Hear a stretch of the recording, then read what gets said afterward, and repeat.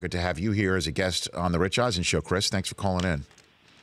Happy to be here, Rich. You bet. So let's talk about this situation. What was determined? What was in the findings of facts that you can bring to light here?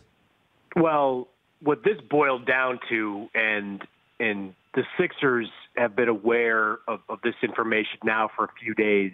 The burner accounts that are in question, the four of them, they were established and operated by Brian Colangelo's wife. This has been suspected for over a week now, and really since this broke, it immediately you start to think about family members, and his wife immediately became a prime target of this investigation. So they traced it back.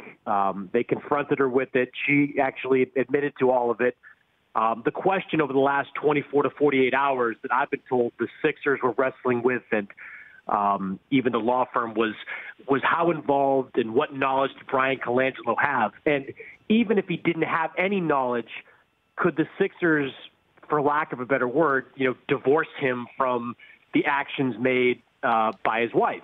And ultimately, they concluded that they could not. These tweets, information in it that was both a little reckless and certainly sensitive when it came to some medical information. It was simply not. You simply couldn't separate Colangelo from the things his wife did. Wow, Chris. There's no other way to put it. Just wow. It is Rick, the most bonkers story that I've ever in my time covering the NBA.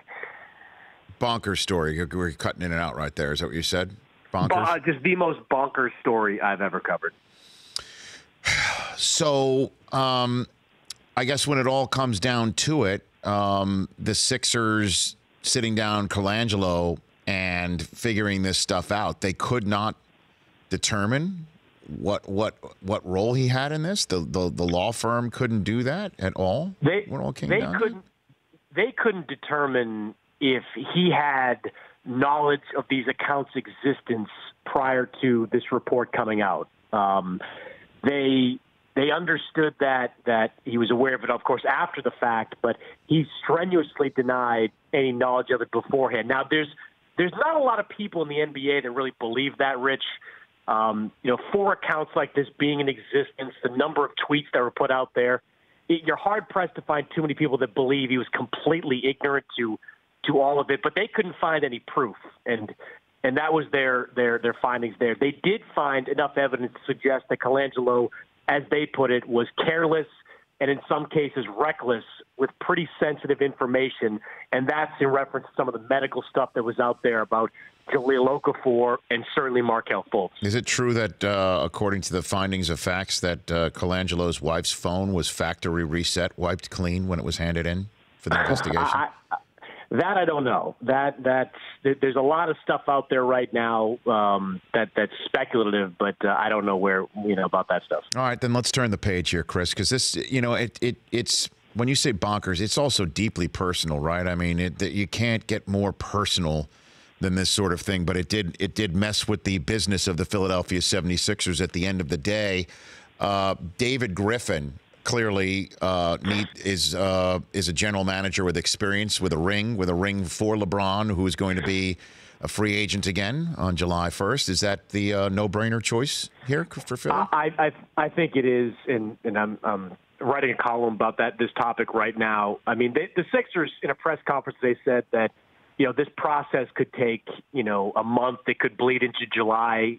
That's insane to me. I mean, there are some good candidates out there internally. There's someone named Mark Eversley, who's a very respected guy. They could talk to him. Certainly there are other executives out there to talk to, but David Griffin is a home run choice. I mean, putting aside the LeBron part of it, Rich, and that I don't think that would be a big factor, if any, in hiring him. This guy built the championship team. And you can say, well, he built a team with LeBron around it.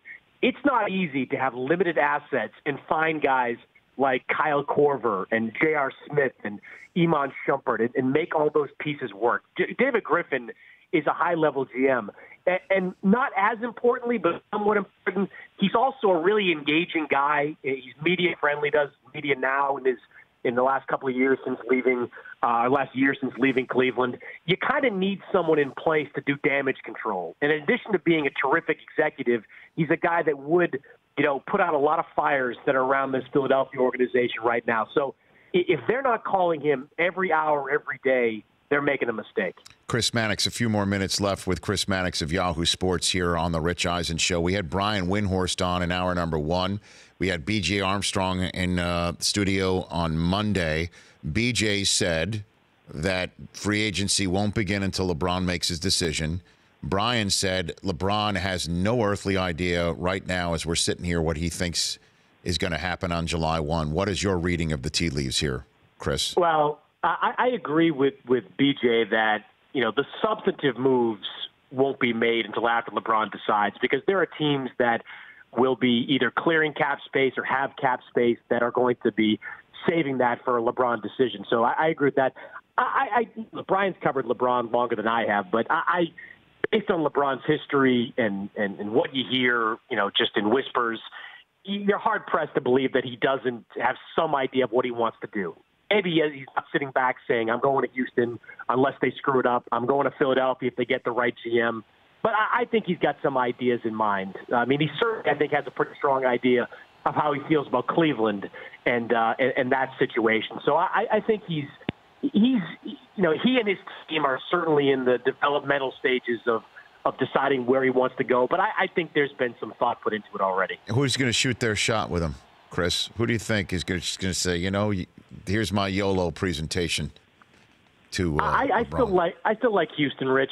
For starters, the Chris Paul connection is really strong. I mean, we know where the friendship dates back to, the family relationship. And I think the recruitment by Chris Paul and James Harden over the next few weeks is going to be extremely hard and extremely tough for LeBron to just kind of turn away from. Moreover, you have a GM in Daryl Morey who's exceptional at creating cap space and doing all the things you need to do to find the room to bring LeBron in. They make sense because one thing we know about LeBron is that wherever he goes, it's going to put him in a better position to win a championship than the one he's in right now. And Houston, on paper and in real life, they are the one team that you add LeBron James to it, and you look at them as a real contender against Golden State. So then the last one for you, Chris, before I send you back to writing your column on David Griffin and the GM search for Philadelphia for Yahoo. Let's front load the conversation that's going to happen the minute that we expect the Warriors to sweep, if not win in 5 games, in advance of the free agency, where LeBron might team up to create another super team after winning his championships for a super team surrounded about that one time in Cleveland. Is this good for the NBA? Let's talk about the hand-wringing. No, it's terrible for the NBA. Having a top-heavy league is something the NBA hates. And I know Adam Silver last week, he kind of tap-danced around the issue, but believe me, in the league office, they cringe at these rematches for the last 4 years, at starting every season knowing who is going to be the champion at the end of it. It's terrible to have this many super teams. I mean, look, the only thing the league can do is take the fact that it could be 3 or 4 super teams next year. And so it's still a top-heavy league, but it might not just be one. If you add LeBron to the Rockets, all of a sudden the Western Conference is really interesting. I personally think that Boston is going to go into next season as the favorite or co-favorite to win the entire thing. And you don't know what's going to happen in Philadelphia if they wind up luring a Paul George or somebody else into that mix. So the fact that it's top-heavy is terrible for the NBA.